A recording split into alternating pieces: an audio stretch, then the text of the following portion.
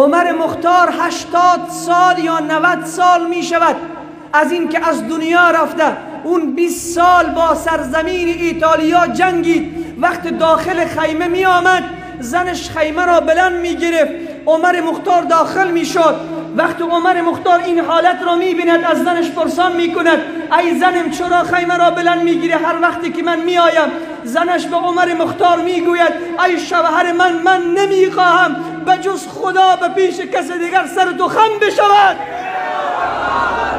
این را می گویند زن، این را می گویند پیرو عایشه و خدیجه و فاطمه الزهرا رضی الله تعالی عنهن. الله اکبر. گفت من خیمه را بالا میگیرم، نمیخواهم که سر تو به غیر از خدا به پیش چیزی دیگر خم بشود. این گونه زنان بوده.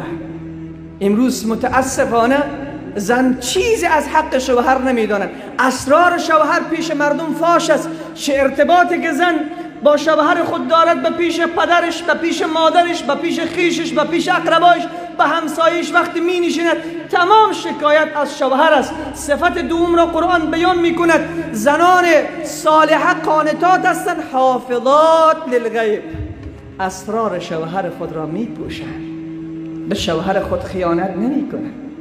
تعلقی که با شوهر دارند خیانت نمی کنند. کدام ارتباطی که شب با شوهر دارن اون را روز به مردم نمیگویند. مردان نیک کدام تعلقی که با زن خود دارن اسرار زن خود را فاش نمیکنند. امروز زن پیش پدر خود، پیش مادر خود میره و تمام سیر و پیازی که از شوهرش به پیش پدر و مادرش بازگو میکنه. شوهر من زنکباز است، شوهر من دزد است، شوهر من قمارباز است، شوهر من فلان است، شوهر من فلان است. نه مادر من، به خدایی که محمد را به رسالت فرستاد این صفت یک زن مسلمان نیست. اون اسرار شوهر خود را فاش نمی کنه. هر کاری که شوهر تو دارد تو با دعایت، با گریه هایت، با صبرت، با شکیباییت شوهرت را تغییر بده.